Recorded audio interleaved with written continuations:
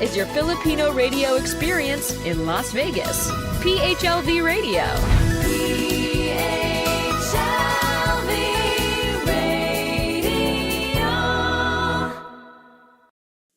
Hello, good evening, everybody. It's Friday night here in the Pacific or in California. So magandang gabi to everybody. And if you're watching us in the Philippines, it is Saturday at 1 p.m. So I hope, as always, I hope you had a wonderful time with lunch with your friends, family, loved ones, significant others. And if you're watching us in different parts of the world, good morning, good afternoon, good evening, and happy viewing to our Team Replay as well as Team Share.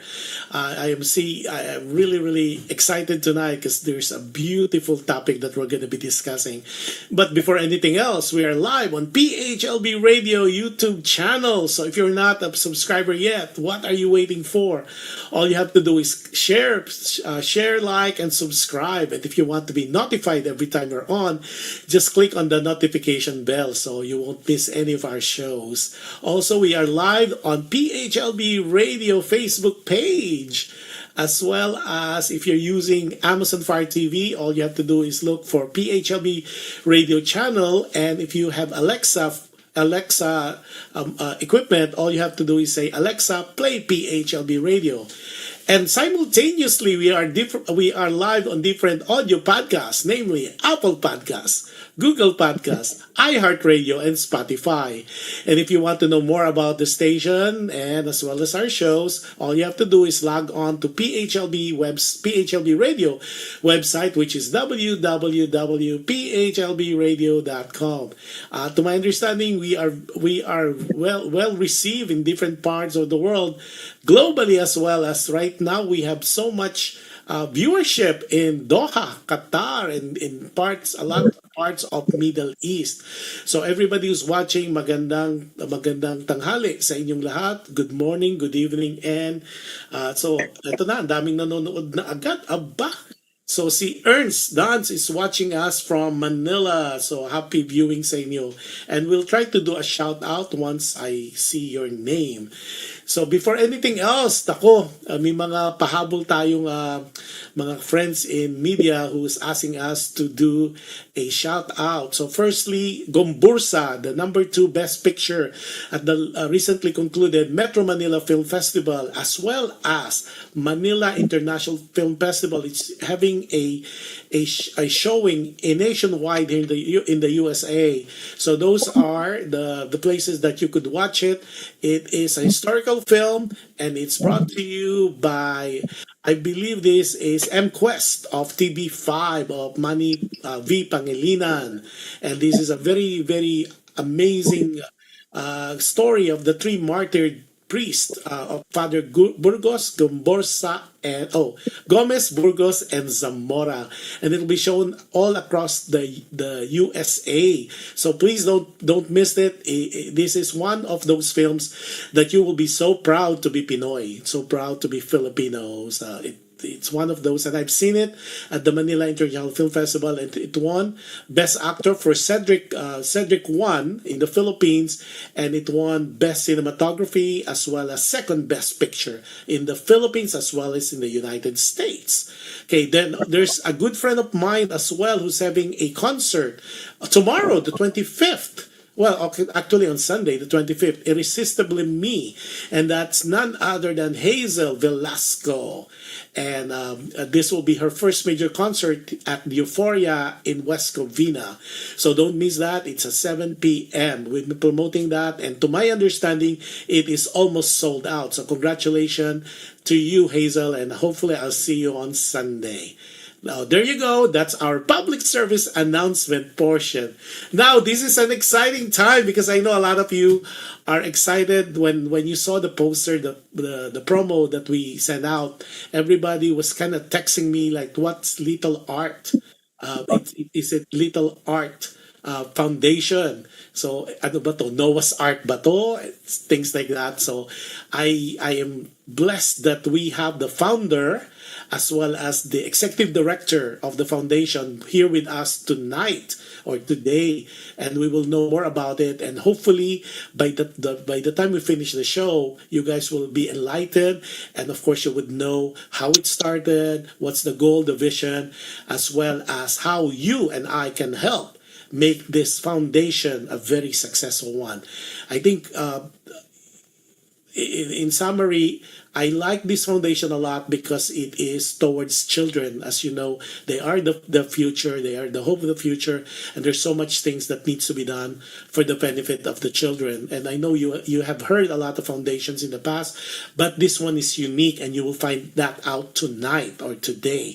So without much further ado, I have two beautiful, well, handsome, wonderful guests for today, and that's of course Butch Bustamante, who happens to be the founder of Little Ark Foundation Inc., as well as the executive director, none other than David Liban Jr.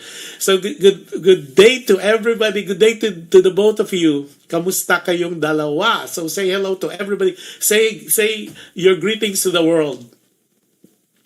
Hey Josh, thank you for having us first, and I would like to say good evening sa mga viewers mo sa Los Angeles or in the West Coast territory, and then good afternoon sa mga nasa Manila, and good morning sa mga nasa Middle East. I would like to thank you for this opportunity na binigay mo for Little Ark Foundation, so we can share our journey and also how we wanted to help the kids who is struggling with cancer and other critical illnesses in the Philippines. Wonderful. David?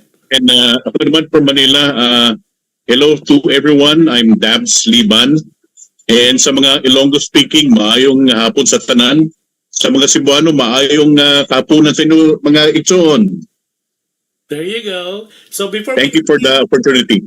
Oh, you are most welcome. Hello, Marky and Trudicho watching us from Doha, Qatar. Hey, Marky. And then, of course, Dr. Fortuno is watching us from Tanay. I think Dr. Fortuno is a good friend of mine. And Doc Edwin, you need to hear this foundation. This is really amazing. I think you will thrilled to be part of this eventually. And then Erlinda Gulayan Cercado is the mother of the fourth impact, and happy viewing sa inyo. And yung mga hindi pa nagpaparamdam dyan, ayan, marami nagbibigay ng hearts. Si CMD naghahabol. Aba, may hugot agad. Okay, then this is Cha Marcos is watching us as well from the Philippines. Hello to everybody, happy viewing. Okay, let's start. How did it come about? Siguro we'll ask Butch. Samba na ano to? Where did you get the name Little Ark? What was the history behind it? What is going on? How was it conceptualized? And what moved you to have or to start a foundation like Little Ark Foundation? So, what do you call this? So the Little Ark, the Ark came from, so my youngest name is Noah, and he is a recipient of a bone marrow transplant from a donor in the U.S. And basically he is a survivor. He was born 2011, and then in 2013 he was detected to have a low blood platelet during a routine blood work. And then a year later after that, he was diagnosed with thrombocytopenia. And then back in 2017, that's when the red blood cells started to come down. And then another year after that, yung blood transfusion niya became frequent, that he needed transfusion like every other 8 to 12 weeks. So at that time, late of 2018, we decided to list him as a bone marrow registry. And fortunately, February of 2019, there were 2 donors that matches were found.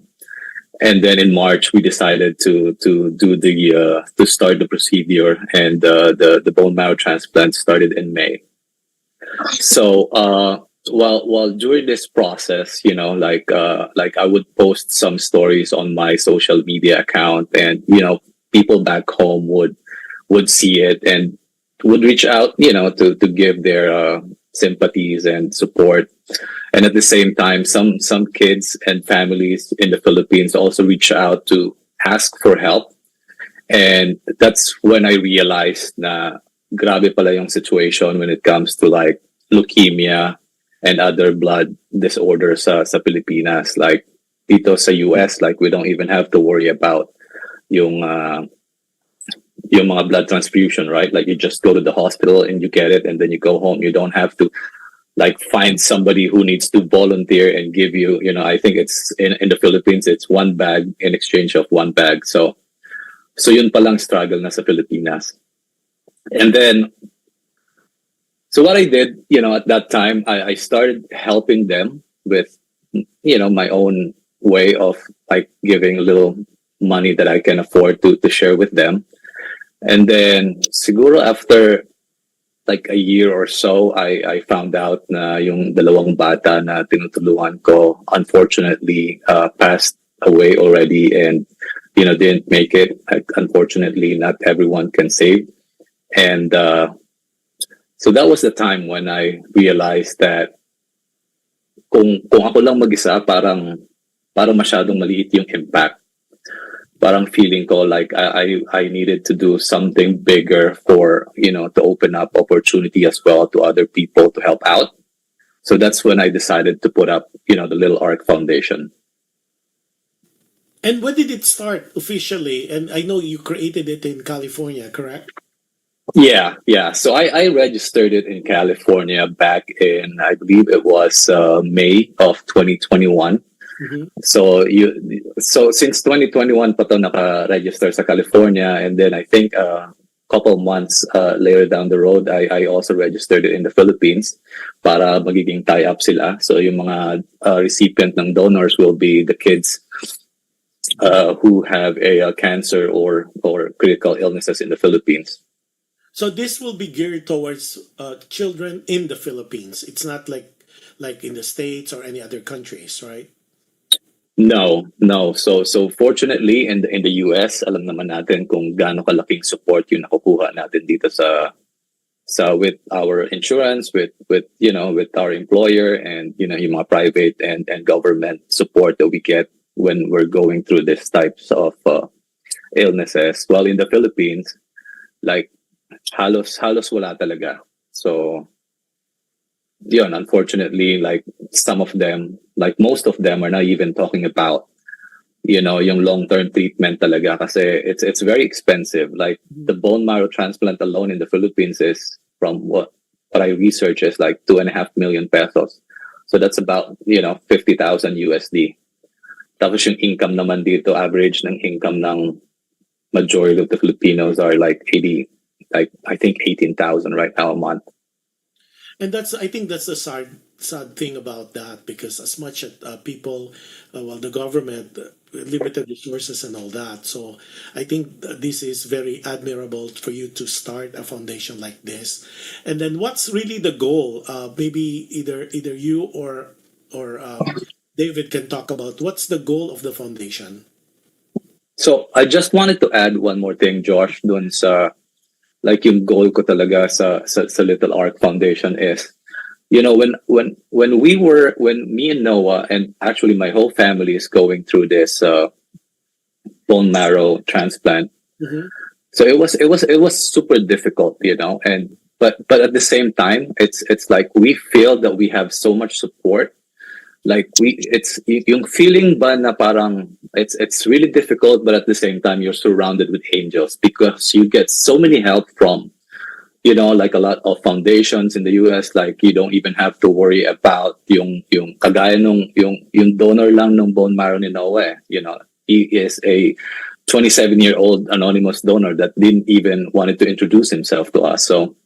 So yun yung gusto kong ibigay sa mga tao, sa mga bata, na gusto kong i-share sa kanila na, like, yes, you are going through difficult times, but I want you to know that we are here. Like there is a lot of people that are willing to help out and support you while going through this difficult chapter of their life.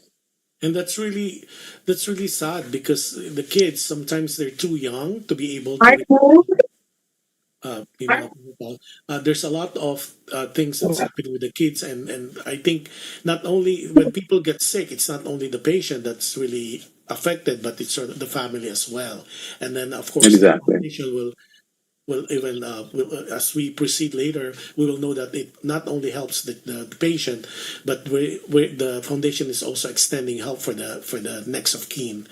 Happy viewing kay Hazel by Santos. Hazel, watching us from, I know you are in Houston, Texas. Naku, Hazel, you have to hear this. It will touch your heart and it will knock on your soul. See, Gem Yu is the owner of Gem Kitchenette, a very wonderful place here for food. Dito si Jem sa Carson. Oh, si Josh Lianio Rafana. Naku, Josh, you have to hear this. This foundation is amazing. You would hear more about it and how we here in the CUS could help to make this foundation, especially towards the kids with cancer, and how it would help. Aside from what you mentioned on the goals, is there any other things you guys want to talk about when it comes to the goal or goals of the foundation?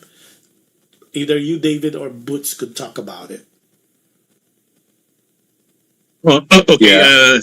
I had to close my video so that I can listen to you carefully. Yeah. Mahina yung audio, so I now I understand the question. Okay. First, siguro, Josh, I'd like to talk about our target patients. Our patients are normally, ito yung mga underprivileged, and itong tinatawag na poorest of the poor. In the Philippines, ang definition nito are families with an aggregate income of not more than $2 a day. Wow. Yung poorest of, yung ultra poor naman is mas sad, mas tragic yung situation nila. Ang ultra poor in the Philippines means living within $1 a day or even less. So ito yung mga taong usually would qualify for a government hospital to access free consultation, free treatment. So in the Philippines, there is only one hospital right now that provides that free treatment for leukemia and thalassemia. And that is yung National Children's Hospital. Merong iba, but they have very limited beds. Maybe, let's say, one entire hospital in Alabang has only 3 beds for leukemia. But talking about leukemia alone, meron tayong average na 470 plus cases every month. So even yung PGH I think only has 3 beds, whereas ang NCH o yung National Children's Hospital, our partner hospital, has 40. What does it mean? Since there's only one hospital na merong ganong libreng treatment, lahat sa kanila nire-refer. Kaya ang tawag sila referral hospital. And ang priority nila, patients who do not have homes near the hospital.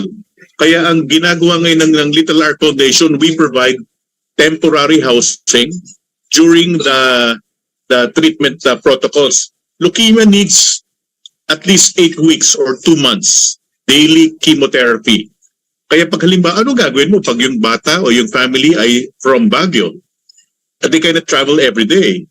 Wala namang bahay na matitiran rito. So Little Ark basically provides temporary shelter. Yung thalassemia naman is another blood disorder na kung saan every month they have to come back to Manila for a 3-day consecutive na blood transfusion. So 1 weekend na tinakalang na sa Manila, again, they need temporary housing. So we provide temporary housing. We provide also subsidy for their transpo and yung meal ng watchers. So yun po yung basic top 3 program na ginagawa ng Little Ark. Mainly, the main goal is to assist families and patients complete the treatment course. Mm-hmm.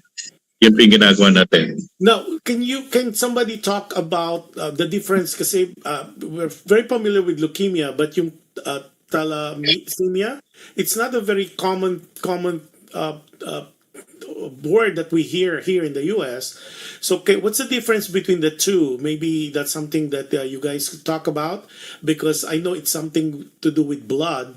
But what's the survival rate, especially when it comes to children? And what's the?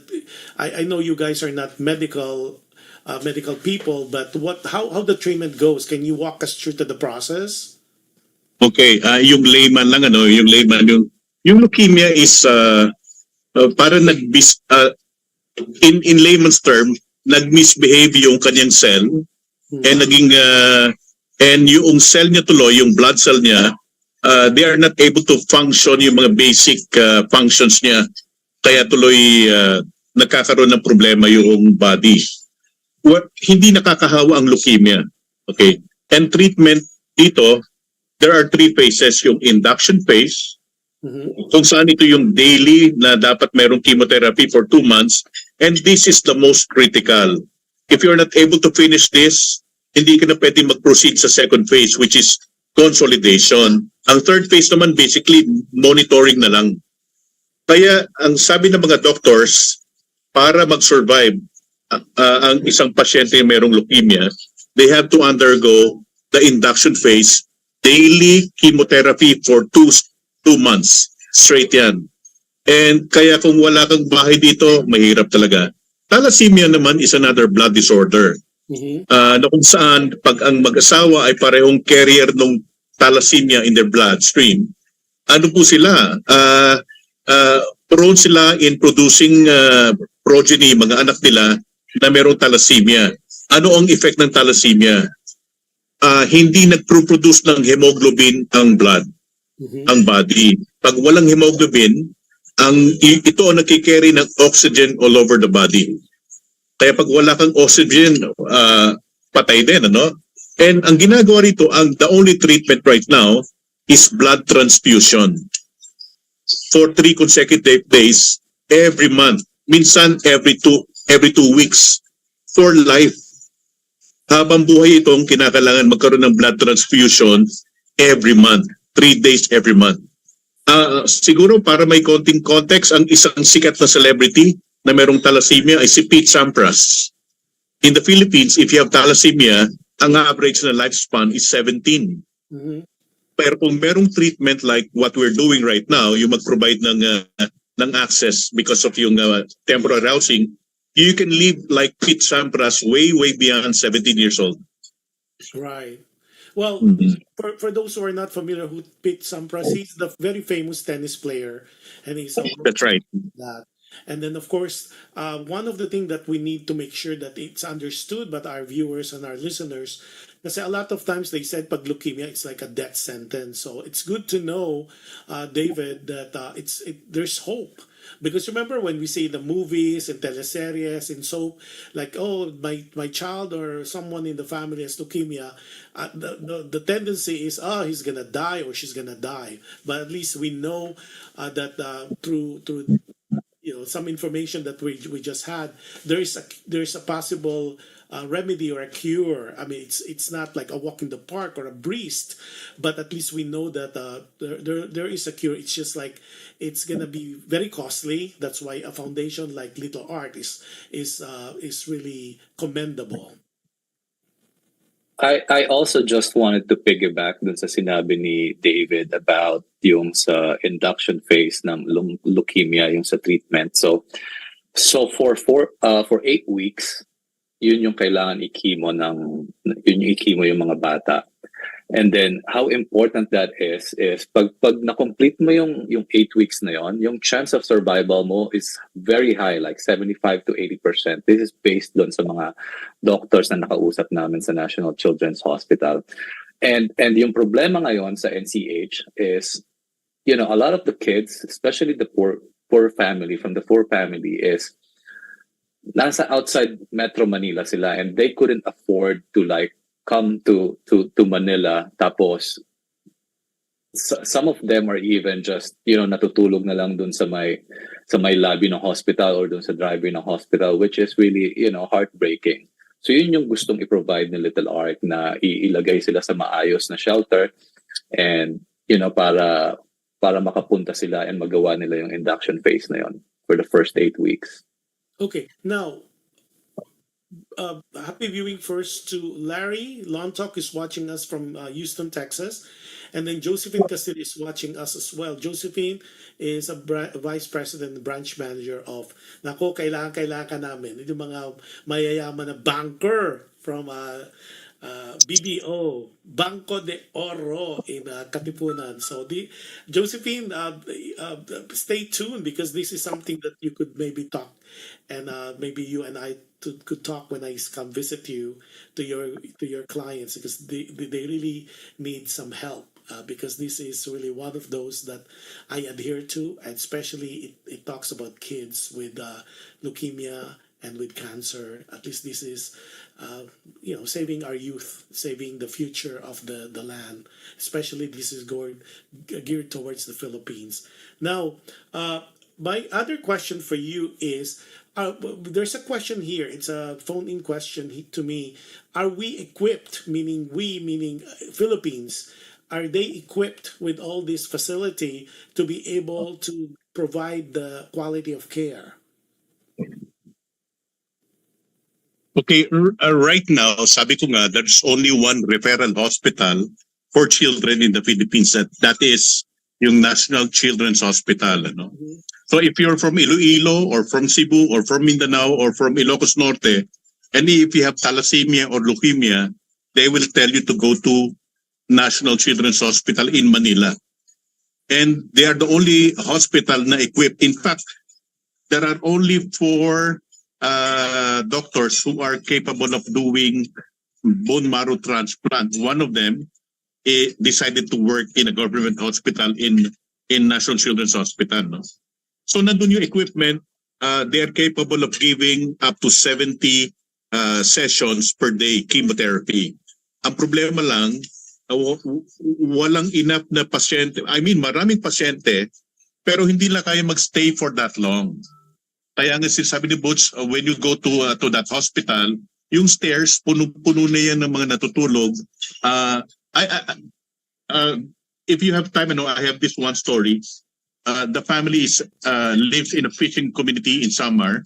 For 6 months, nalaman na lang nila na merong palang ganong klaseng sakit na nila. Dinala sa regional hospital, dinala sa city hospital in Cebu. Sabi ng Cebu, go to Manila. When they went to Manila, akala nila mga 3 days na travel lang, only to find out they need to stay for 2 months for the treatment.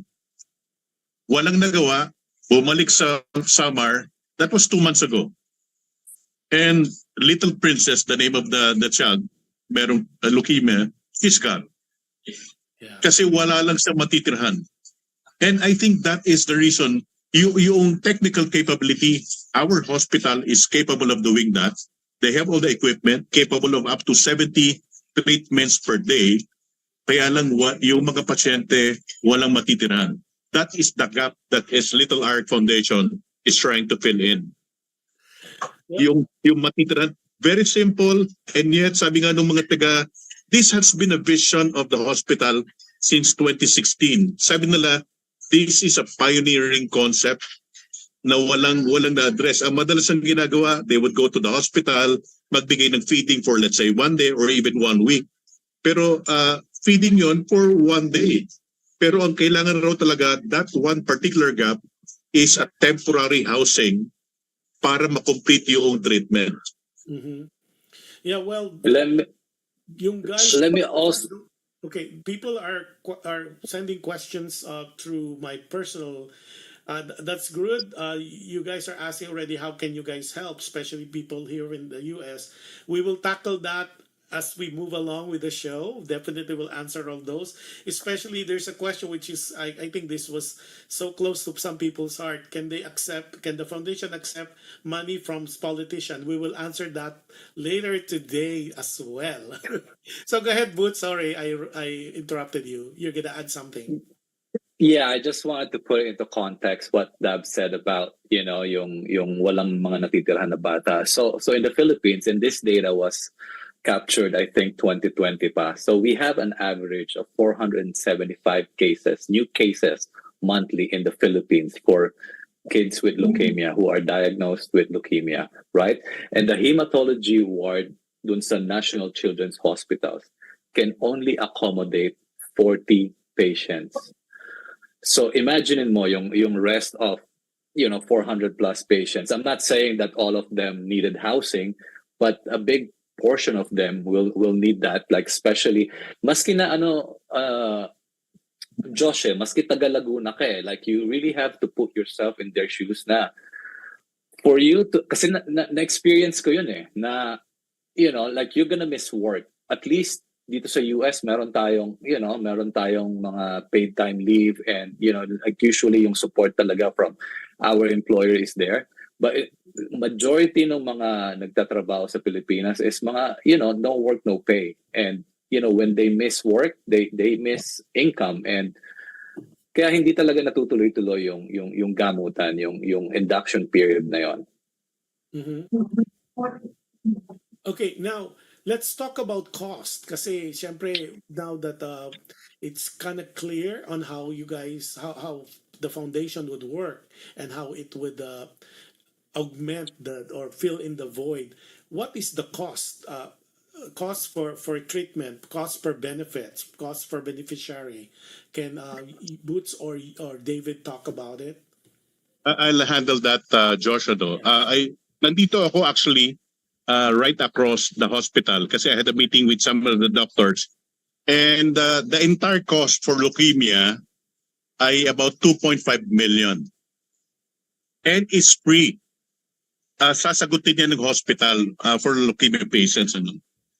Yung counterpart naman, yung the gap that Little Ark is filling in for a patient, one patient, ang ginawa ko in dollars, ang $25 will provide free housing for 1 week. $25 free housing for 1 week. So kung 1 month, that's $100. Ang $200, isang bata ang nakakumpleto ng kanyang chemotherapy for 2 months. Ganun lang yung ginawa nating and what's $25? Ano bang nabibili, Josh, sa US ng $25 right now? Well, one haircut?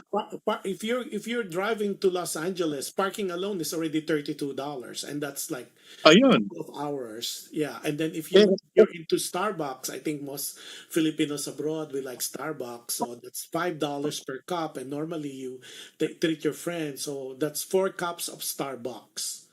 And if you're watching a movie costs $15 now, and it is what it is. So yung leukemia ay 2 months.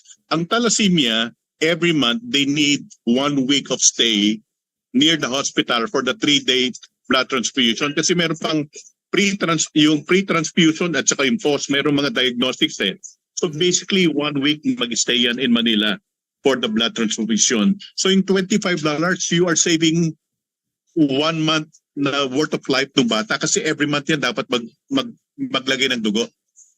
So again, basic lang for $25, you are you're extending the life of a child na may thalassemia every single month. Mm-hmm. Wow. So And yun then sige, go ahead. yung sinabi lang ni David about yung $25 a week, right? And if you stretch that out to 8 weeks to help naman yung mga leukemia patients natin, so they need 8 weeks of induction. So like yung $200 na i-donate mo will give the child 75 to 80% of survival. So that's how important and big yung mga contributions na maitutulong ninyo. Well, as far as that, because I know a lot of people already texting me, if they cannot donate, say, $25, what are the other ways of them could help? And I know, based on what I know of the foundation, there's other ways of helping. Like I think we're showing slides here, like giving in the United States. And Okay, there are several ways. Siguro one is what we call yung monthly pledge giving. You decide what amount. $100, $50, $30,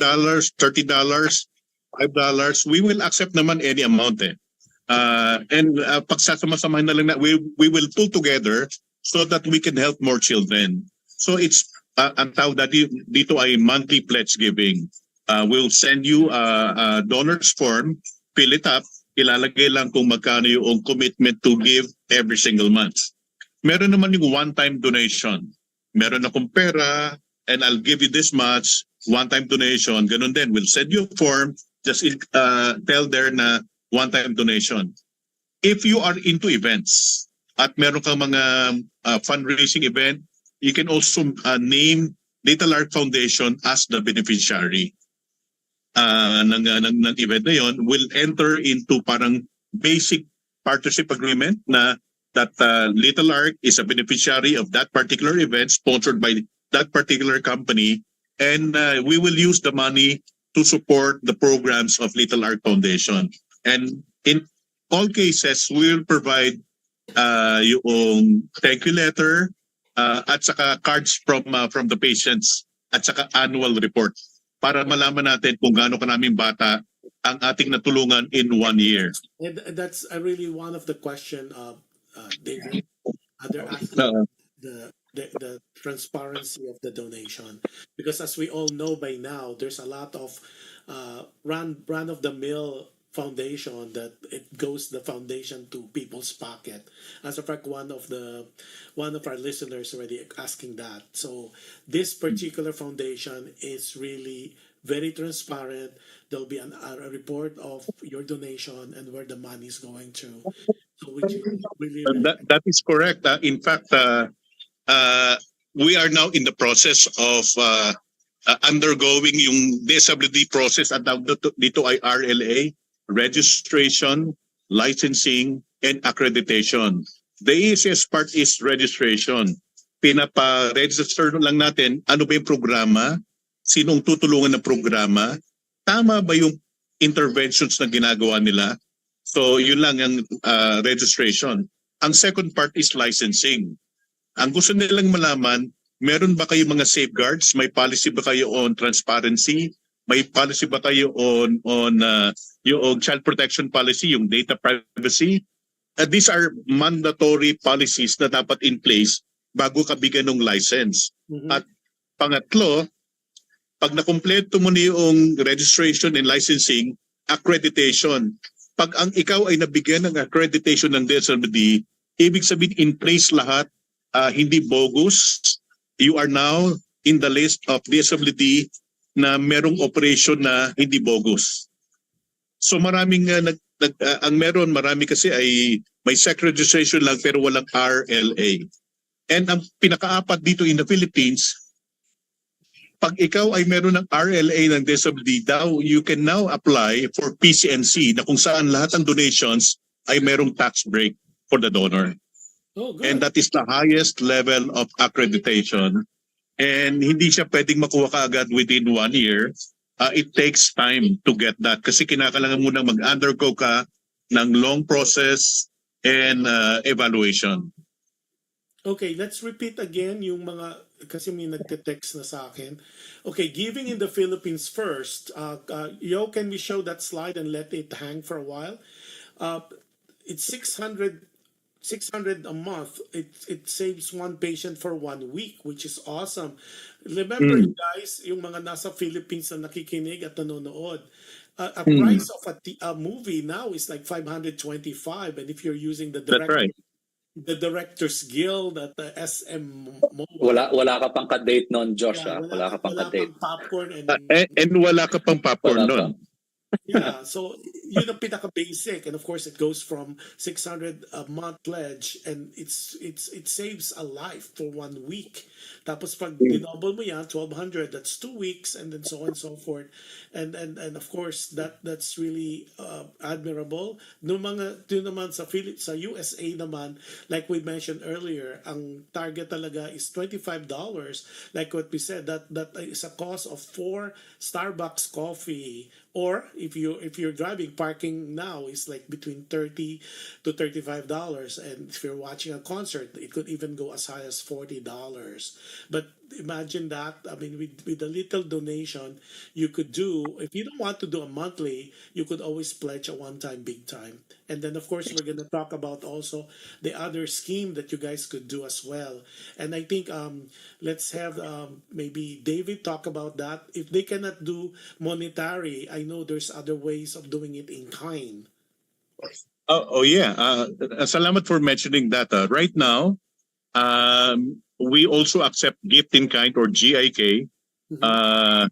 For example, ang magiging monthly na pinamimigay natin ay soap, laundry soap, bath soap, alcohol. Ito yung part ng hygiene kit Mhm. na ginagamit ng mga pasyente and the watcher every single week.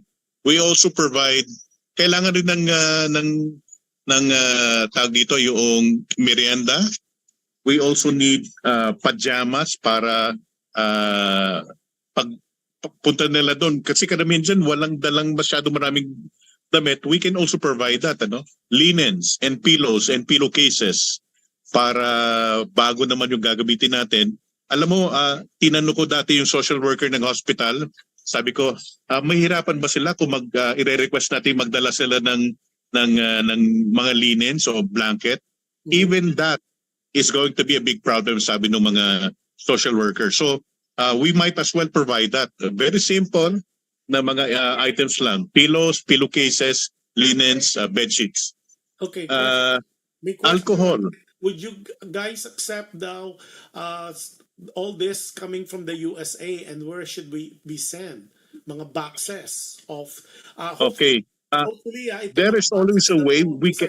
Use clothes. This should be yung mga dilatang papadala nyo. It was not expiring next month, because that has been a problem in the past of another foundation that people are sending boxes and boxes, balikbayan boxes, but those canned goods and I mean, be cautious about that they're not about to expire within a month or so. And yung mga clothes naman, and that has been, I think it has been covered in the news, ang mga pinapadala, especially from Filipinos abroad, yung mga ballroom gowns nyo, yung mga prom dresses nyo. Come on, you guys, yung mga use, kumbaga patapo na. Let's be cautious about that. I mean, helping is not helping to us, and it should be let's remind everybody, giving your stuff is not getting rid of your old stuff. Giving is something you really love and adore you treasure so much, and you're giving it away. That's giving. Pero if you're giving some of your old stuff, old clothes, yung iba pa nga mga undergarments na old na, that's getting rid of. Yun na yun. Bigyan kita ng konting anecdote in less than 60 seconds. I used to be part of a very big international agency na tumutulong rin during relief. Then for isang beses, inopen namin na tatanggap ng mga used clothings.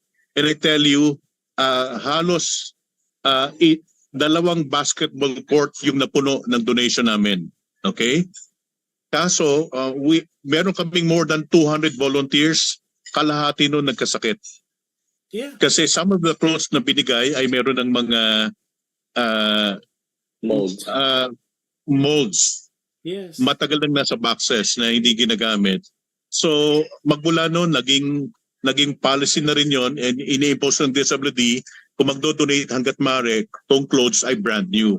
Correct. Kasi pag second hand, it causes hazard not only to the beneficiaries but also to the volunteers who sort yung mga clothes. Correct. Pero so ang ating target audience na bibigyan ay mga children ages 5 up to 12. Yun muna, ages 5 to 12 years old. Yeah, that's why we need to be more conscious about that, kasi it was even showed in the news. Remember the biggest one, Hayan? Remember the Hayan, Yolanda? Yeah. And the people who were victims of those, they were wearing gowns.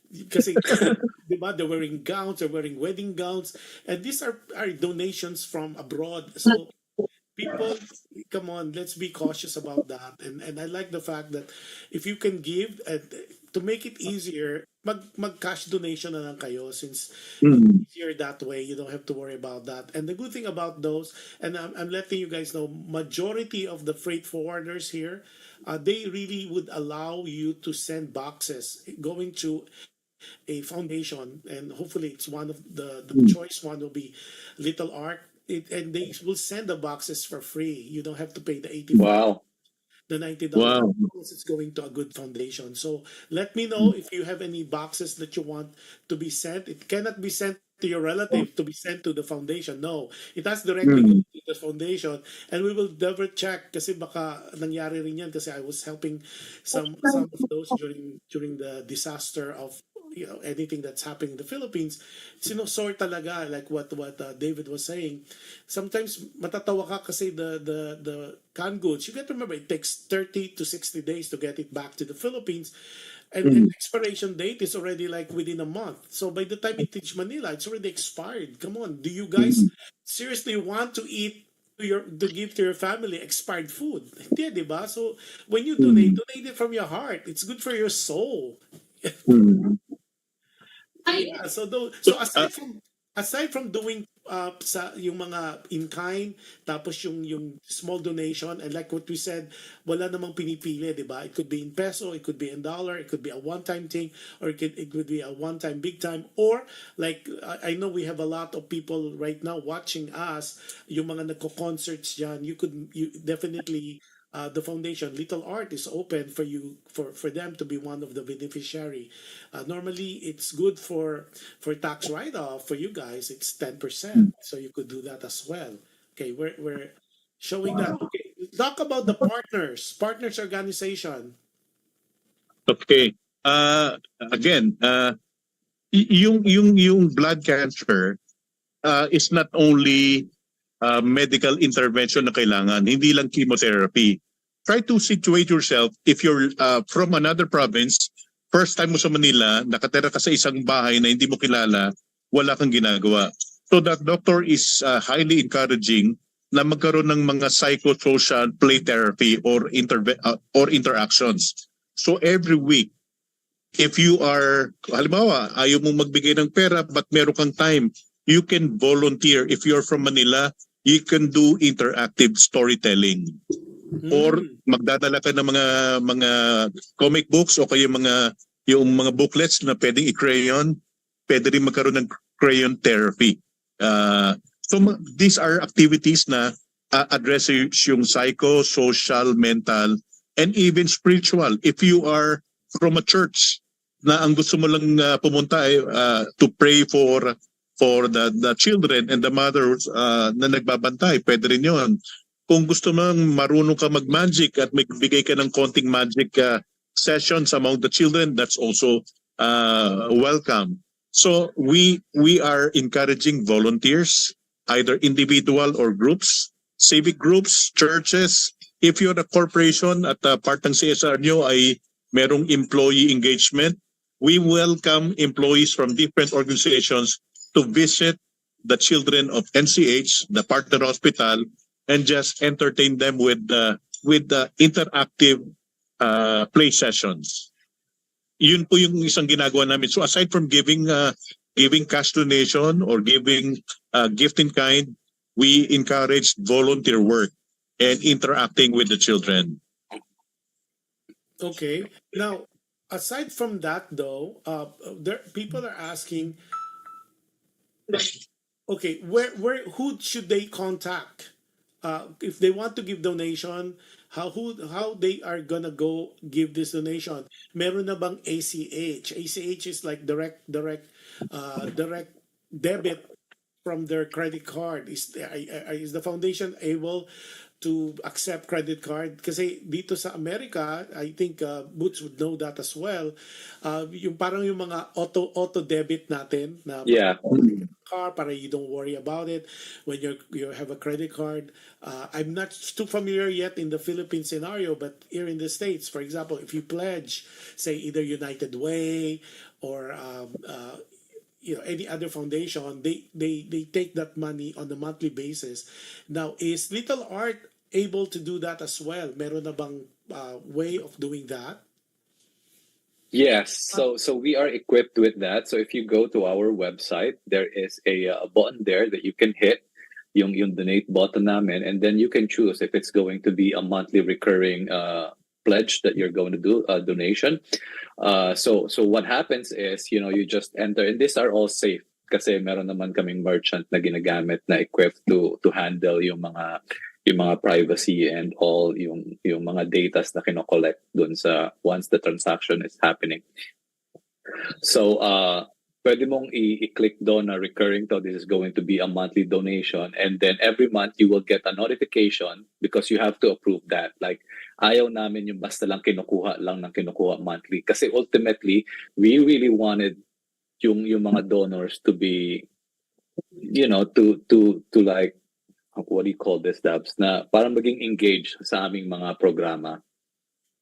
Mhm. So it's a conscious decision every single month. Hindi siya Yes. mindless giving na para bang here's my donation. We envision organizing community of givers. It's going to be a community. It's alive, it's vibrant, it's engaging. Hindi siya yung parang yung mindless giving. So and that is why yung aming system, it's every single month meron kang decision to give para meron talagang you're engaged. And like what you said, I think there's a suggestion here from one. It would be nice also, aside from a letter or a card from the child, that this is I guess this is good for marketing as well. Do what the other foundation are doing when someone would donate, give them a T-shirt, because T-shirt is big in the Filipino American community, or Filipinos, they like to wear that. It's also good advertising for the foundation itself. I think to be honest, I think that's forthcoming. That would be a self-serving in a way na parang you get a T-shirt, a free size or one size fits all, and it's a Okay. good form of advertising as well. Yun ang suggestion. Itong nag-suggest, kilala kita, make sure mag-donate ka, hanapin kita. Na t-shirt.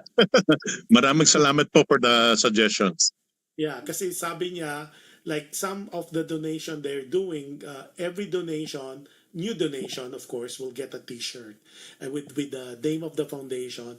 And at the back, ito very detailed, but at the back it says where to donate, and the website. Oh, okay, may design pa siya. Okay, sige. I'll forward your suggestion, and I think it's something to think about, because that would be, meron pang iba, have some mugs and all that, because people would like to give something and they to receive something back aside from a pat in the back. Oh, totoo naman. Yep. Yeah, they want something, parang token of their appreciation. I think point well taken, and thank you for that suggestion. That's wonderful, and I think siguro kung $25, kaya naman namin siguro yung kaya ng foundation mag-produce ng t-shirt. And if it's like $500, 500 pesos, that the more. Sige, maganda yan. Those keep those suggestions coming. Okay, and ano pang pwede nating magawa for the foundation? So we already talk about the monthly, we already talk about partnership, we talk about a one-time, big time, we talk about in-kind, tapos yung volunteer work. Did we miss anything else? Kasi people ang maganda dito, I love ko a lot of us, especially yung mga listeners and viewers natin in the Philippines. I know a lot of you are connected with Unilever and some other, yung mga shampoo places. I know Unilever ang come to mind, and they really are readily about to donate those boxes and boxes of shampoo and soap, as well as yung mga I know for a fact na yung mga canned goods, there's a lot of those, like 555. I know they donate boxes and boxes to foundation. So the question is, have you guys, or are you guys already being tapped by those companies, or you need help on tapping those companies as well? Good question. So Boots, are we already tapping that, or David, meron na ba tayong connection sa mga Unilever? Okay. In the Philippines, in tapping mga corporations, kinakailangan meron kang PCNC accreditation. So that's part of the process that we're undergoing right now. Okay. And but yes, pero meron akong isang good news, before the interview, meron ng akong kilalang isang Fil-Am who's in the Philippines right now. Sabi niya, there is another group of Filipinos from the US will be coming next week at balak mag-donate rin. So gusto nila parang short visit, parang meet and greet. It's a group of about 20 Filipinos na balak pumunta yata sa isang beach, may get together sila. But before going to that beach, I meet and greet with the patients and tinatanong ko ano mga kailangan like laptop, stand fans.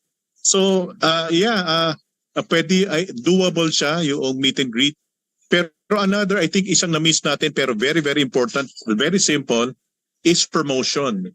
If you have a social yung mga like Facebook, Twitter, TikTok, what have you, mention ang Little Ark Foundation.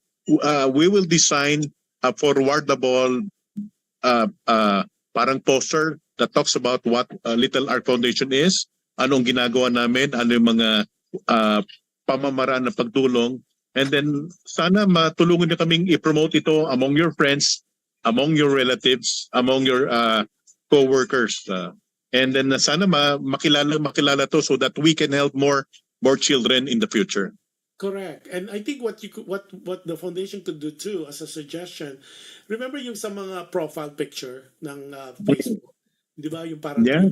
you could put a logo there and then it's temporary and because I think basically because this is fairly new as a foundation and I think the word of mouth as well as awareness is the key. Because I think based on what we heard so far, this is really a bona fide foundation that would really gear towards children, especially children or children with leukemia and or with cancer, and this is in a way tied up with National Children's Hospital, which is good and ideable. And of course, we heard already about the number of patients that really need care. And what better way to do things? Sabi nga, charity begins at home. Especially Filipinos abroad, we already know that apaw-apaw, it's overflowing the money that is coming to help children here. So since most of us are Fil-Ams and we are migrants in this country or in other countries, I think it's high time that we send and we take good care of our kids, our children in the Philippines. Go ahead. May I add a small information, tidbits lang ito. Sige. According sa isang research about giving, yung giver, actually, when you give, especially yung act of giving mo, very sure ka that it will benefit the receiver. Yung giver actually nagre-release ng so much endorphins na mas masaya pa siya kaysa sa tumanggap. True. Mm-hmm. Yeah, so yung the act of giving selflessly, if it is a genuine selfless giving, the body releases so much endorphins na mas masaya ka kaysa dun sa nakatanggap ng iyong binigay. And I think that is the way how God has created us, na we are created to give.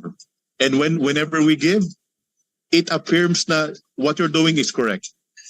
So it's a small na information that nakita kong study.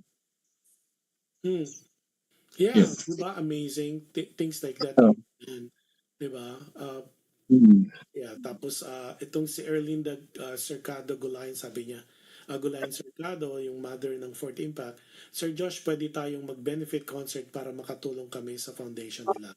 Those are Wow. that's so good and so inspiring. Of course, that's always gonna be in the works. But let's go back again yung sa mga goals natin kasi let's put out the slides. I know there's goal para klaro lang for David at saka kay Boots. Klaro lang na yung goals talaga is not only to help the kids. There's one for the family as well. So yung goal number 1, 'di ba? Yung you want to take care of that goal 1 para klaro kasi baka Yes.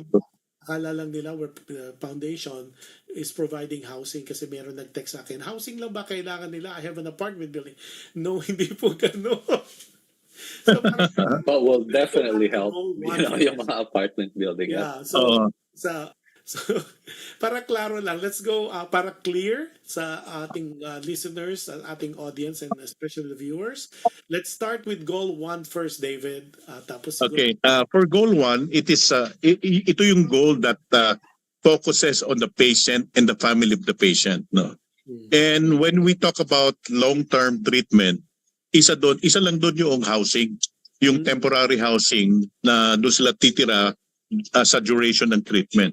But aside from that, nasabi ko rin yung psychosocial and spiritual intervention is equally important. So meron tayong 8 modules na ginagawa. Storytelling is the main medium of interacting with the children. Isa yon. We also provide yung daily subsidy for food meals at saka transportation. Kasi yung pabalik-balik from the dormitory or from the house to the hospital, 7 o'clock in the morning dapat na sa hospital na hanggang 4 o'clock. So yun yung ginagawa natin. And then at the same time, yung Oplan Hatid Sundo, some of the families are very poor na kung sila ay taga Pangasinan, even yung pamasahe paluwas ng Manila ay hindi nila kaya. So we are thinking of developing a pool of volunteers na willing sunduin sa Pangasinan, dadalhin sa Manila, and then ihatid doon pag graduate na. Meron din kaming mga yung hygiene kit na binibigay natin sa mga pasyente. So that is goal 1. right. So, Normally, those people, I experienced this, yung hygiene kit, when you're admitted to a hospital, you get we call it the loot bag. Dito, that's right. You have your thermometer there, you have your soap, you have your basin, a little face towel. May ganung version din para klaro. That's the way. Kaya lang, itong ang nag-decide ng hospital, instead of spending so much money for the loot bag o yung hygiene kit, sabi nila ipambibili na lang namin ng gamot kasi mas importante yung gamot. Kaya this is one hospital na walang hygiene kit na binibigay sa mga pasyente. So sabi namin, pero sabi nila, that's very important. Kaya and then I also wanted to add yung nakakakuha ng mga hygiene kit na binibigay sa hospital, usually that's only for the patient. So yung mga watchers nila, walang ganon. So parang hindi rin maganda na yung patient is malinis tapos yung nagbabantay is not really, wala silang equipment or yung tools para maging malinis din sila. Okay, and not only that, again, pag may available na funds, even yung laundry, kasi hindi sila taga rito eh. Tapos dormitory, yung ibang dormitory ay hindi pwedeng maglaba, wala namang pwedeng pagsampayan kasi hindi pa bahay talagang tinitira nila. So even yung laundry ay kinakailangan in the future i-provide rin ng Little Ark, Yeah, so we're trying to lahat ng gaps kahit maliit, basta ito ay makaka-prevent from completing the treatment process, we would like to fill in that gap. Right. Miski gaano kaliit. Kasi minsan hindi nila kaya, simple lang. So yun yung about... Before we go to goal 2, let me give a shout out to Emma Consul. Ito si Emma. Emma Consul is from Carson, California. Very good person when it comes to giving. So Emma, you need to hear this. This is really good for us. This is amazingly wonderful foundation. That's why I'm helping them as well. So that's about for goal 2, community of cares. In goal 2 naman, madalas kasi maraming foundation, they limit their yung package of yung intervention for the direct beneficiaries. Pero in the case of cancer patients, it's a long-term treatment. Yung community of carers, that includes the parents, yung nagbabantay, yung nurses, yung doctors, yung crew na nandun sa chemotherapy department. In a government hospital na hindi malaki ang sweldo, underappreciated, undertrained, and overworked, minsan pag hindi maganda ang gising, hindi rin maganda ang pag-alaga sa mga bata. So we would like also to invite and organize and train ang mga community of carers to be more caring at mas holistic ang pag-alaga sa mga bata. So that is why part ng aming intervention is to provide meals also Kasi alam mo, ang mga nurses dito, unlike nurses siguro in the US, talagang na, fraction lang ang tinatanggap nila compared to our nurses in the US. So we would like to bless them by giving them access to meal. Kaya ang isang gagawin ng Little Ark in the hematology department sa fourth floor ng NCH ay eventually maglalagay tayo ng Little Ark pantry na kung saan ang pasyente, ang mga nanay ng pasyente, pati ang mga staff na nag-aalaga sa ating mga bata ay merong access sa food. Para naman sila ay hindi maganda ang kanilang wisyo in taking care of the patients. So we also provide team building. Meron kaming monthly aligning ng mga observations and monitoring. And then meron kaming sila nag-request sabi na pagod na rin kami, can you also pray for us? Kasi hindi lang, it's not just about yung medical intervention. Sometimes patients, if you are dealing every single day about hopelessness and helplessness, nakapagod raw more than anything else, napapagod sila. Yun lagi nakikita. So, hindi namin natin nakita yan. So, we thought of, so we should also have a goal for the community of carers. Okay. Now let's talk about goal number 3, which is community. We already talked about that. Let's jump to naman yung slides sa cost per benefits kasi parang it talks about 4 patients, 4 beds versus 8 beds. So that will clear a picture of that. Okay. Talk about right now, dahil small steps pa lang tayo, Josh, ayaw pa natin yung malaki kaagad. We would like to see muna kung ano yung best practice natin, ano yung right mix of number of patients na leukemia, number of patients na thalassemia.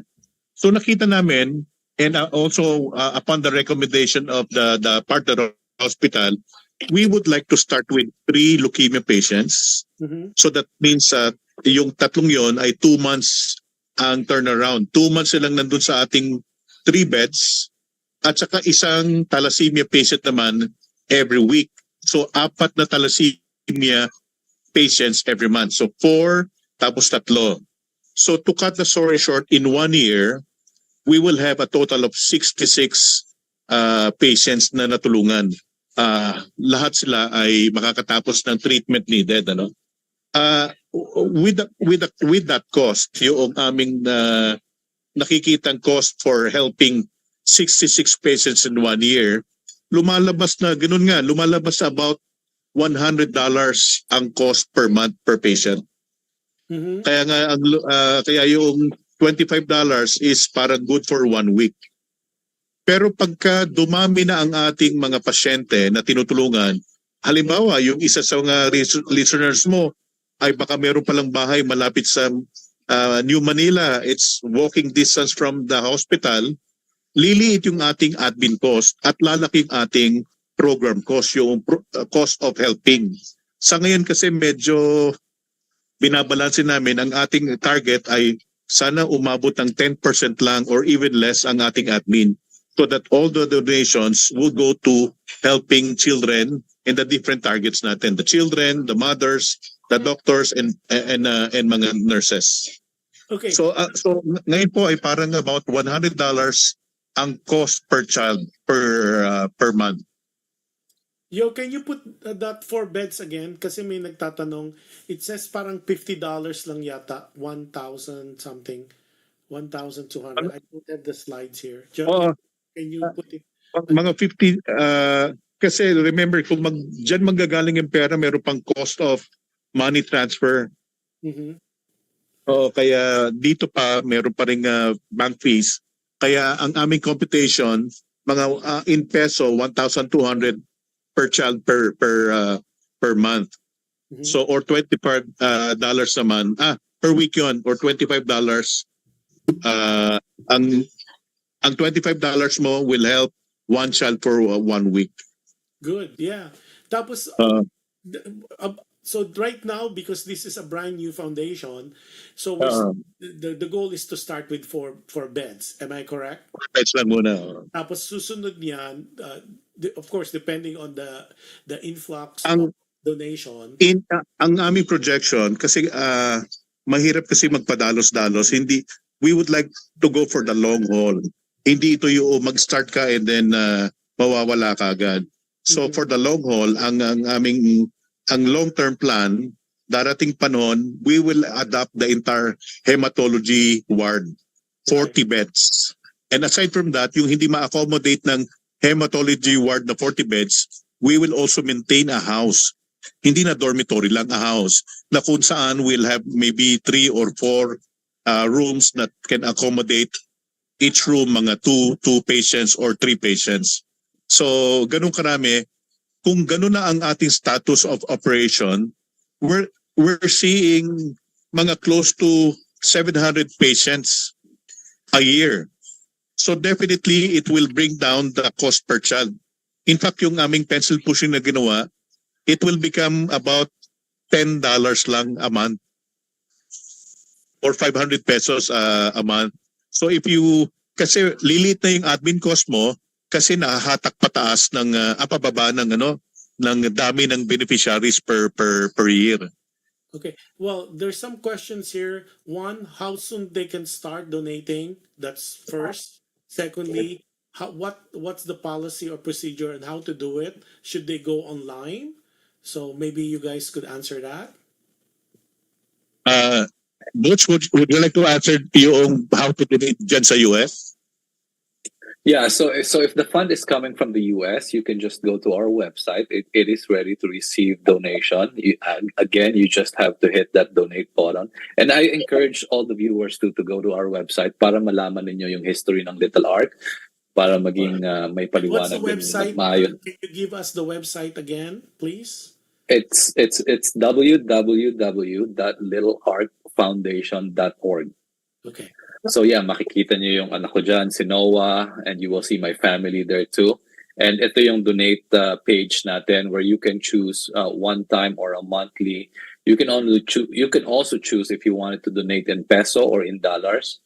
And yeah, we will receive that in our bank account in the Philippines, in the Little Ark bank account. Okay. Other question is, okay, coming from, of course, Filipinos abroad, 503C, is it already registered? Are you in the process of doing such?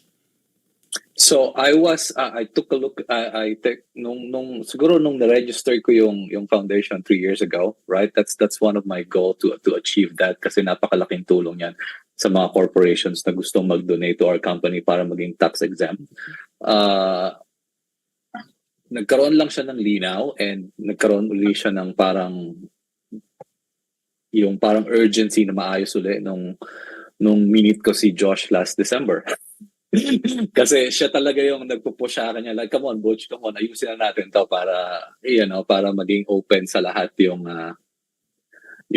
pagtanggap natin ng mga funding. So yeah, we are currently working on that and hopefully before, the end of Q2, sana matapos na siya.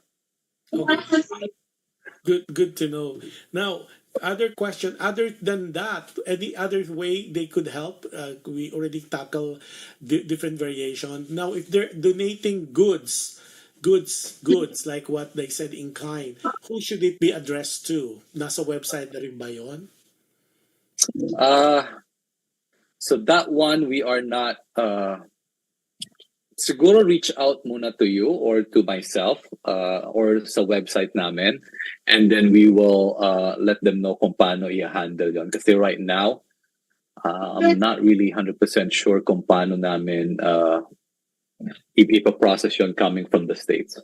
Right, kasi a lot of the listeners here in the US, they said that they could get cartons of goods, meaning mga siguro these are canned goods. Yeah, you're familiar with Costco. It's very Yep. it's economical if the canned goods are coming from here, and of course, Yeah. you already know it's not gonna expire like in 2 years. So where are we Yep. gonna send that? And of course, So I also want... I will tell them also if you're about to do that, I'll hook you up with some of the freight forwarder who are really nice to do things like that as long as it goes directly. I think to help out the foundation, I think once the board of this foundation put that together, and they would know exactly where who should be receiving it to, or the address. It will be updated in the website, as well as we will do a follow up, at least as snippets on where to send that particular box that you have. And again, request lang talaga, if ever you are about to do that, like what they said, yung mga everything, if it's clothes for the kids, pillows, make sure they're not used, they're brand new. Just like when you're giving out to a disaster stricken area, and if it naman mga goods that you're buying for grocery, make sure the expiration dates will be longer than 2 years, if possible. But definitely we'll keep you guys updated on that, especially if you're donating in kind. That's right. Anything else? Yes, Boots? No, I just also wanted to remind our viewers that, like majority or yung main beneficiaries na tutulungan ni Little Ark are, families that coming or that lived outside of the Metro Manila. So when they come in Manila, tapos tumira sila doon sa dormitory namin, I don't think we have the equipment para makapagluto din sila. Siguro para mga microwave lang and small, nakalan na pangluto in small pots. So my point is, yung mga canned goods, I'm not really sure kung yung impact nun sa kanila will be very big. Of course, welcome yun, and I appreciate, the effort. Pero yun lang na parang baka lang maging additional, additional effort for them, kasi they have to be at the hospital at 6 in the morning, right? And they have to be in line for about 3 to 4 hours. And then, once you get to that finish line, yung 3 hours, yung bata will receive the chemo. And when that chemo goes into your body, so sobrang pagod ka na, kasi yung good and bad cells yung pinapatay nun eh. So by the time na matapos yung buong mga kailangan gawin in a full day, which is around 4 or 5 in the afternoon, like wala ka na talagang energy to do anything else. You just wanted to go home and, lay down in bed and rest, because the following day, you need to do it all over again. In terms of food donation, mga ganyan, I think doable siya. Hindi lang for the patients that will be housing, pero pwede nating ibigay doon sa hematology ward. 40 patients yun, 40 beds. Kaya lang, ang maganda ng i-donate, yung pwedeng tag dito yung microwave lang, kasi hindi pwede magluto doon sa hospital. Correct. Now, question. Tell me, question.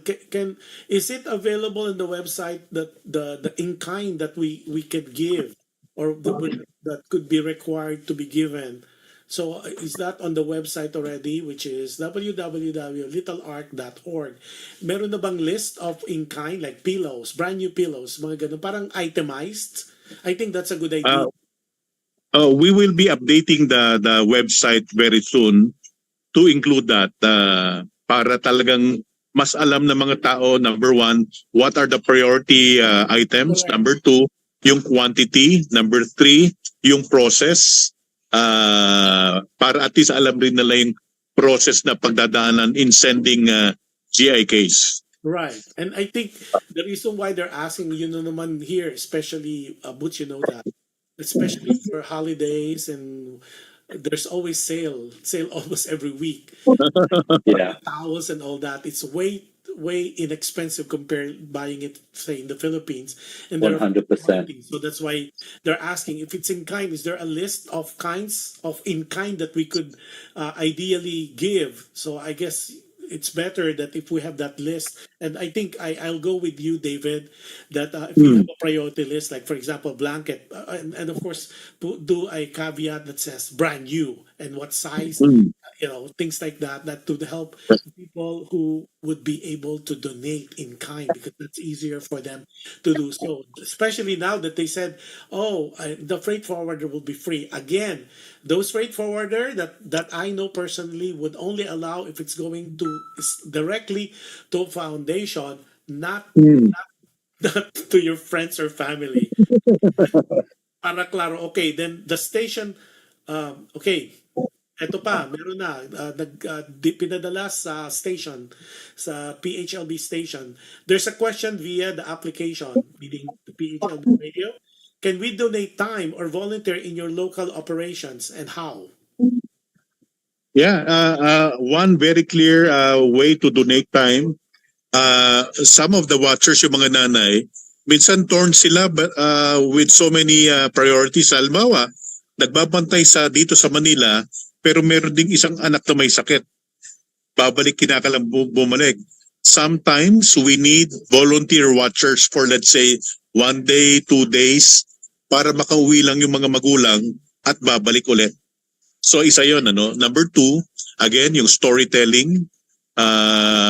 Weekly and once a week, we need people who will just play with the kids, magdala ng mga coloring books. Number 3 sa office, if you are into bookkeeping at saka kasi napaka-streamline ng aming admin work right now para ma-lessen yung admin cost. So, if you're a good photographer, kailangan namin ng photography for brochures, layouting. So, mga basic office work, welcome po ang inyong time and services as volunteers.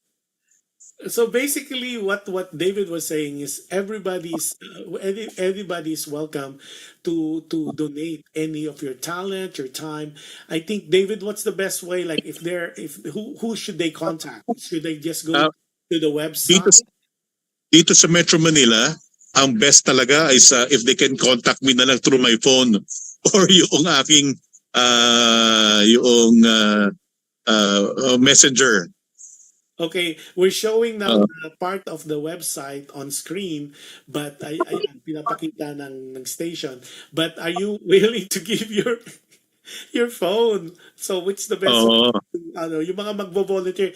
At least David, being the executive director of the foundation, he would be able to tell you if you tell him what your talent is, and then David would be able to tell you, okay, we need you, we need that, and then maybe he could find a way eventually to have a timetable for everyone, especially if you're not only donating in kind or in monetary, but also in which is the most precious of all, is your time.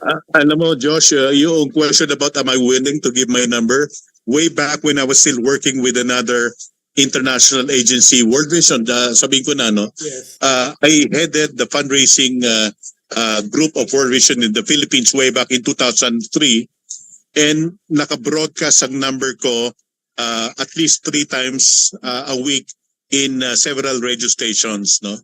And meron kaming umabot na mga 24,000 local donors, Filipino donors, and marami doon kausap ko talaga literally. Initially, talking to them, explaining to them.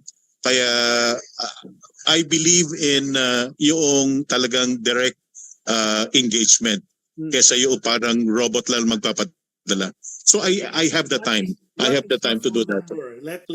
Okay. Joe, let's put it on screen. Okay. Okay, my phone number is 0917. So that's a globe. 86 Globe, that's Globe.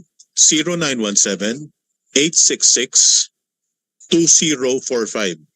Okay, I'll repeat 0917 866 2045. 2045. At ikaw naman ay smart user, smart telecoms. My smart number is 099 888 11109. Ang haba. Can you repeat that again? Okay, 099 888 11109. Okay. 38, 31. Okay. And 8 is a good number for the Chinese people. Yeah. A follow-up question. At ako, nambabad kayo. Parang hindi lalagay sa chat room. They're asking, are you able to receive money from politicians? Siguro may mga kayo kaibigan, ha? Itong mga politicians. Okay. Pero ba tayo kinikilingan? Is it ano siguro, Josh, ganito, if the donation comes from the personal pocket, hindi from the government. Okay? And number 2, wala talagang strings attached.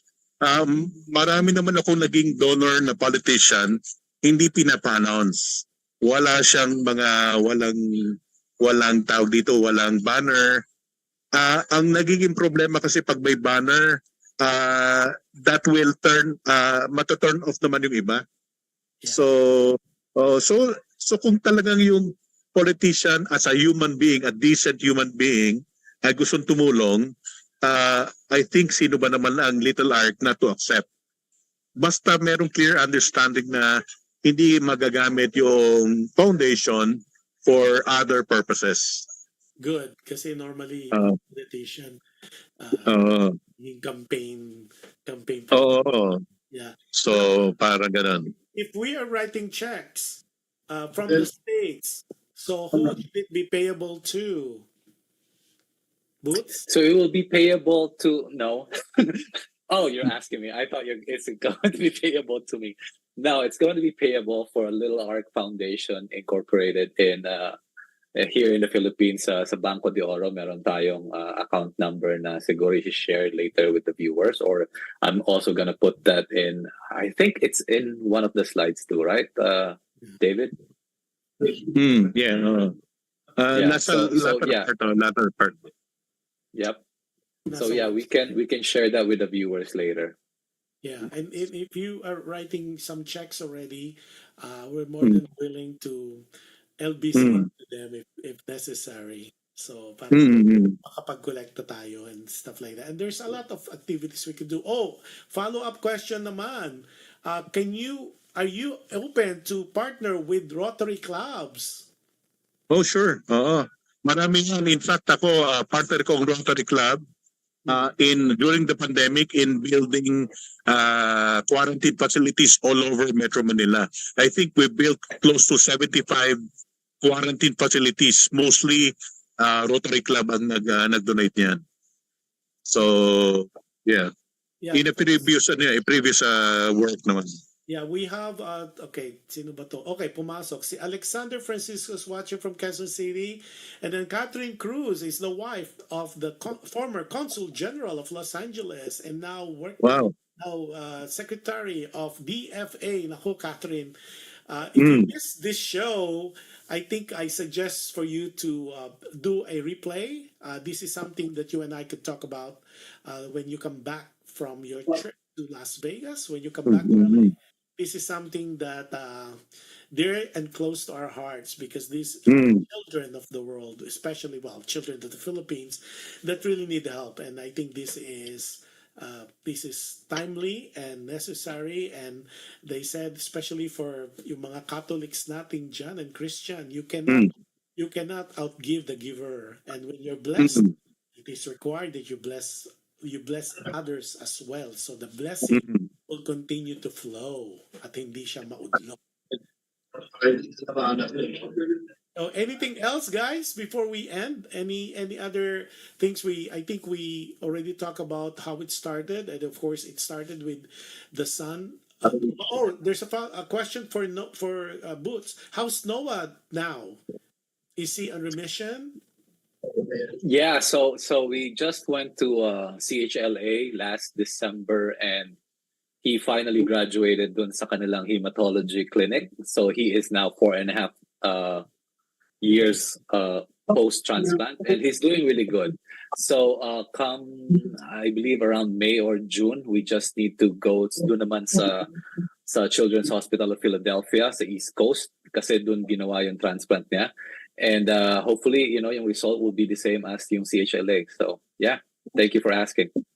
Yeah, and then they're asking maybe, David, what if you want to donate to be a bone marrow donor? Should they go to the foundation or should they go directly to Children's National Hospital directly? So, okay, Josh, let me just... Ikaw muna, Butch. Yeah, let me just get this question. So yung nagtanong ba is from the US or the Philippines? Both. Merong US at merong... Okay. So sa US, meron tayong bone marrow registry dyan. Meron tayong registry dito. And then sa Philippines, I don't think they have a registry. So they can probably get in contact with the National Children's Hospital. I don't know, David, if you wanted to add more. Pancake at saka root beer. Oh. Si, Root beer daw. kasi Dagdag si ng root David beer. is in a restaurant at talagang binabother ko sila on a Saturday afternoon. David happened to go order siya sa narinig ko. Hindi kasi I will not be able to join the interview kung lalayo pa ako. Galing ako sa National Children's Hospital. Kaya ito ang pinakamalapit na hospital na meron. I mean, a place na Yeah, pwede you akong ordered yun. mag That's ano yan. Order siya kasi it's past his lunchtime. Guys. yeah. So yung question sa bone marrow, if you're in the Philippines, you want to be a bone marrow donor, sa'yo ba dapat dumaan? Sa foundation ba talaga dapat pumunta? Or can they just go Okay. there to PHI? In the Philippines, ang meron lang bone marrow ay 2 private hospitals. St. Luke's and ano nga ba yan, Butch, yung Medical City, right? Medical City, yep. Medical City, and sila lang ang merong capability to do that in the Philippines. Yung iba ay wala. Sa government, wala silang bone marrow transplant. Ang second best na option for treatment, yung chemotherapy called induction. Mhm. So, ganon. So, kung meron man gusto mag-donate, siguro pwedeng i-course through sa Little Ark, and then we'll just forward it to the registry siguro dito sa Philippines. We'll research about that para mas clear yung magiging process. I think that's a good idea, David, because it's better. At least everything is in a way funneled to, so they get the right information, and they're not, because I think sometimes the frustration is they don't know where to go, they don't know who to ask, and they don't know. Right.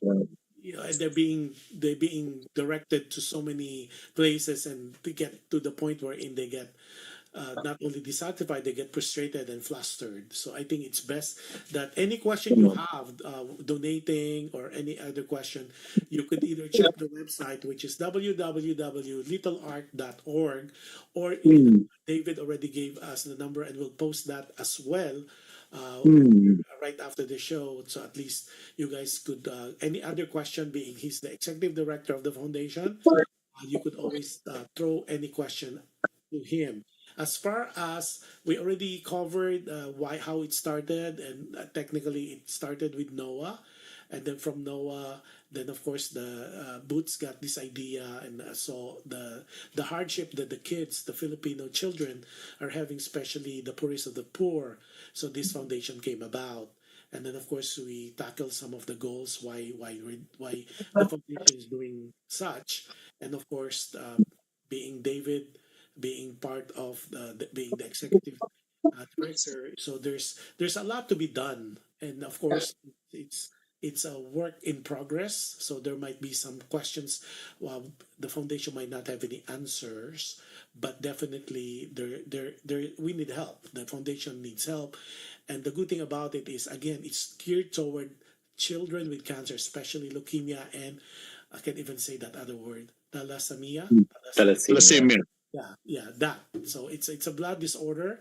So it's something that is close to the heart, and it's just seeing the kids. We deliberately didn't put pictures of the kids because, one, because we don't want that. We don't have permission of the kids, except of course for Noah, which we got the picture, the approval from the father.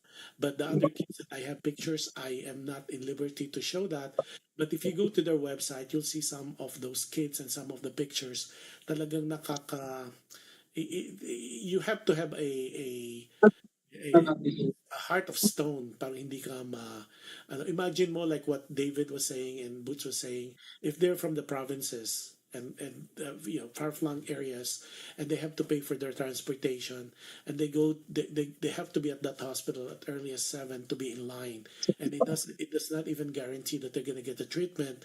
Imagine the cost alone just to keep this child alive, and if they don't get any treatment, imagine the devastation that it brings to the family, especially if we could give hope, even a speck of hope through the Little Ark Foundation. I think that's the most you could do, and that the best contribution we could give as a human being to our fellow fellow people, especially the kids. It's so ideal. It's so beyond words.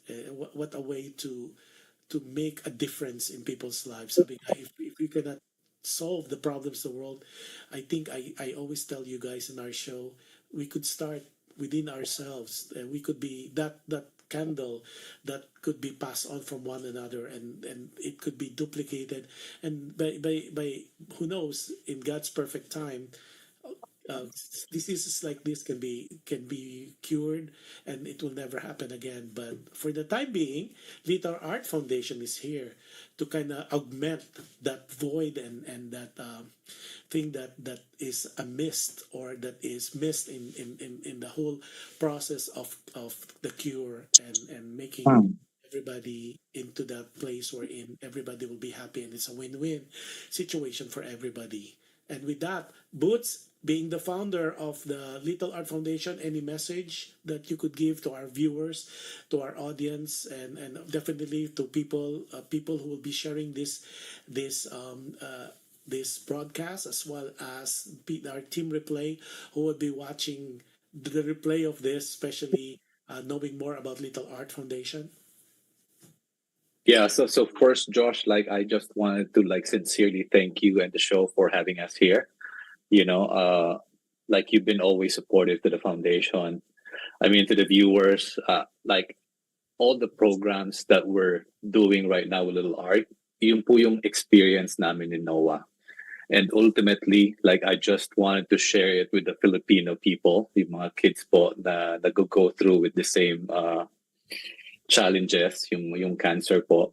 And I just wanted to share to them. I wanted them to feel na, you're not alone in this journey. And, like maraming tao na gustong tumulong. And again, the reason why I, put up the Little Ark, created Little Ark Foundation, is to give an opportunity, not just for the patient to have, more donors, but also to people to start giving. I wanted to create a community where people can be together and help yung mga bata sa Pilipinas. So, yeah, for that, thank you, Josh, and thank you for all the viewers. Okay, and David, the executive director Okay, of the foundation. sa akin naman iba naman Josh. And una, but I thank you for this opportunity. When Butch invited me to be on board of this vision of providing support to our kids, immediately nakita ko that I think it was the Lord who put that vision in the heart of Butch.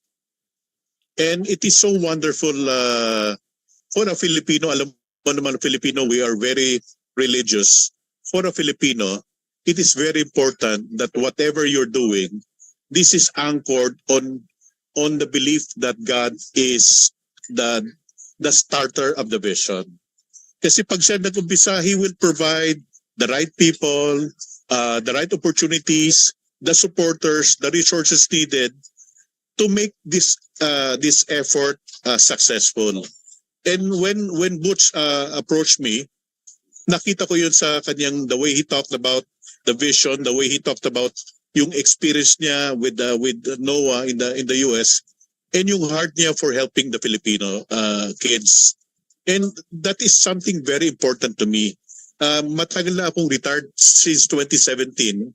And I think this is the very first time that I came out from retirement at tumanggap ulit ako ng full-time.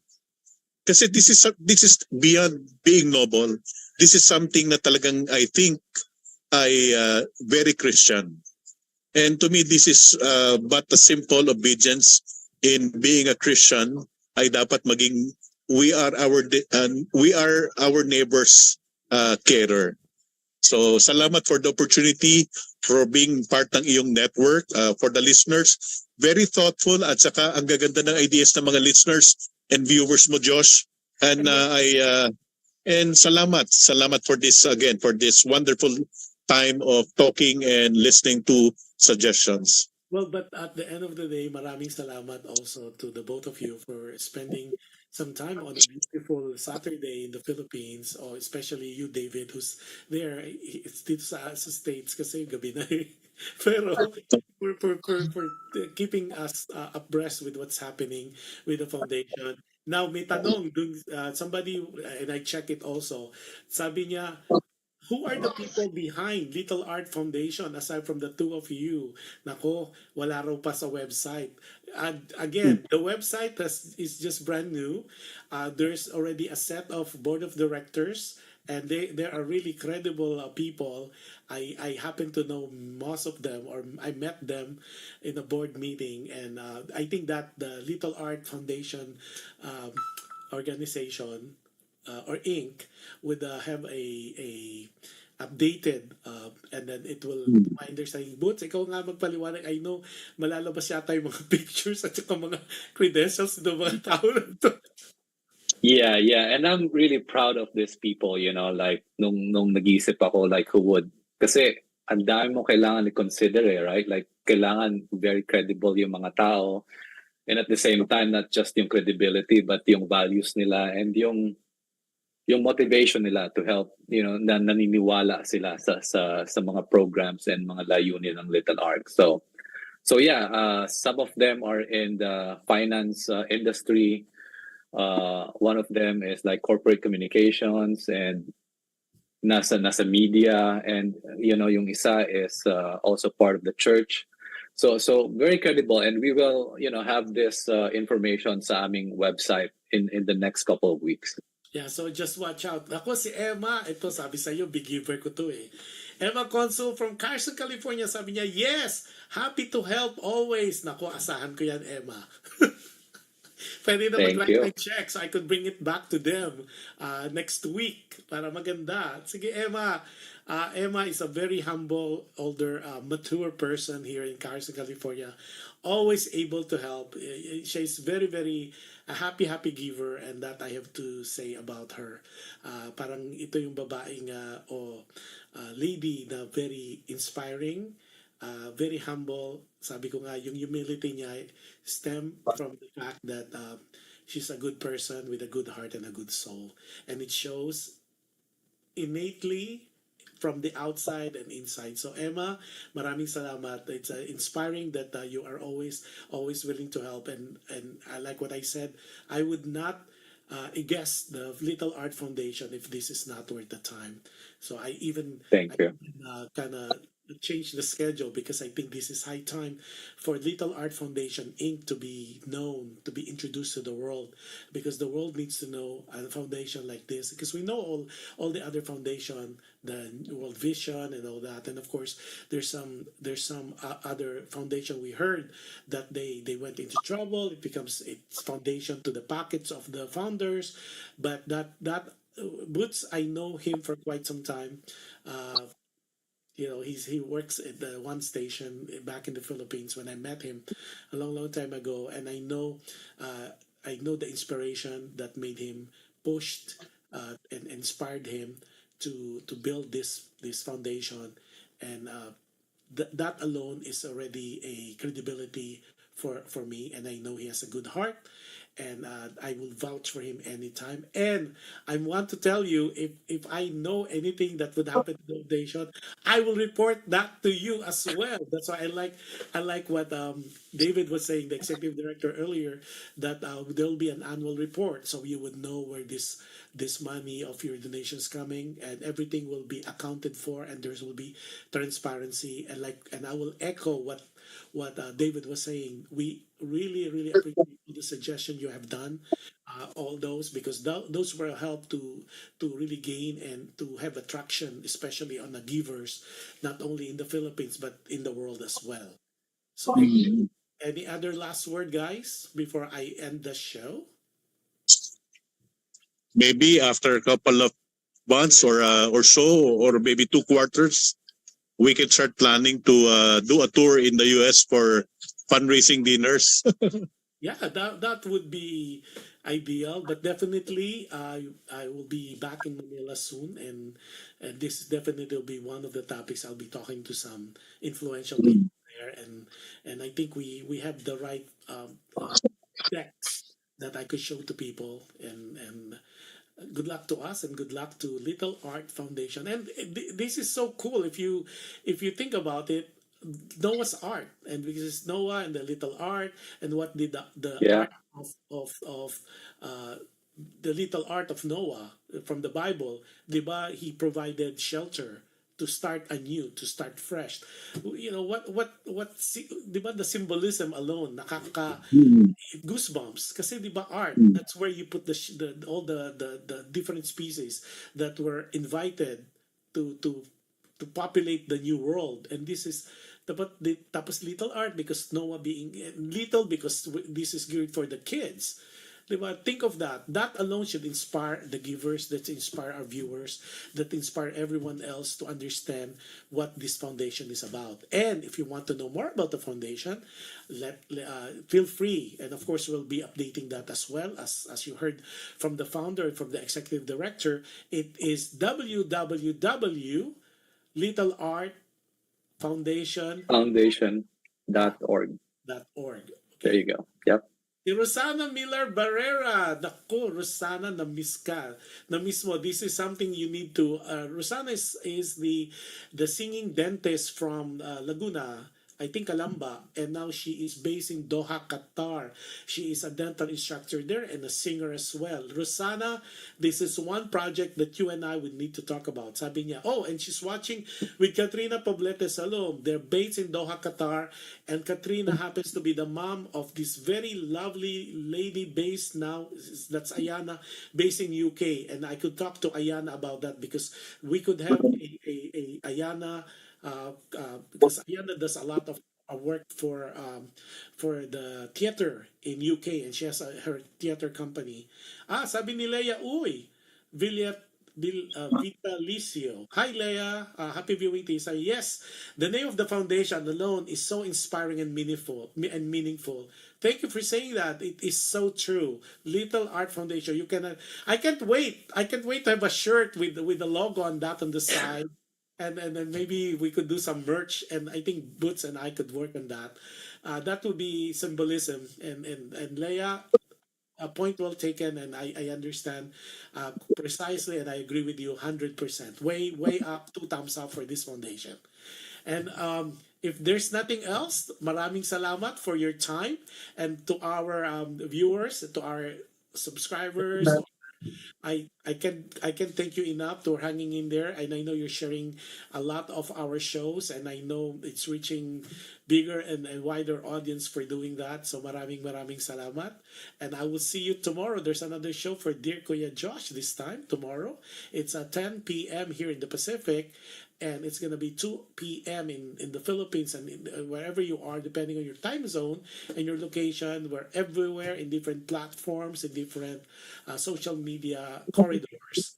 And as always, maraming salamat to you guys. The Team Replay, happy viewing sa inyo. Sa Team Share, happy viewing. Team Live, happy viewing. Ayan, naku, nagkakagulo na ang aking Facebook page sa mga requests. So I will definitely funnel it back to them if you have any other questions. This is not the last that I'm gonna have them as guests. Maybe siguro in 3 months para meron tayong update on what's going on. So we will update definitely now that they know what is needed. There's a lot of work to be done. We need all the help, not only financially, but any help. Just throw it to the foundation, and we'll take it from there. And with that being said, maraming salamat again. Happy viewing to everybody. Naku, pumapasok pa ang mga comments. So I will answer that after the show, of course. And as always, before the end of the show, of any shows for that matter, I always advise you and remind you to be kind. You can never go wrong with kindness.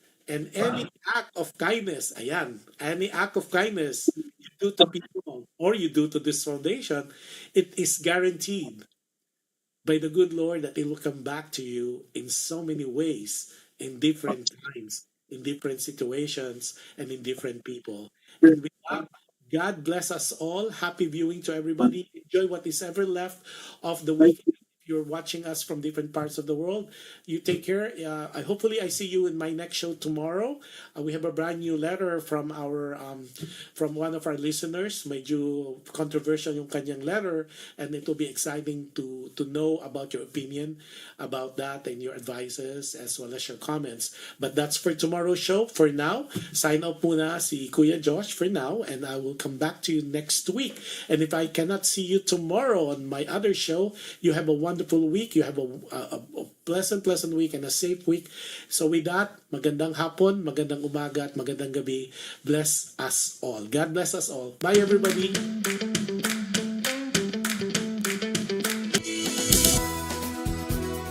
Just like a friend from back home.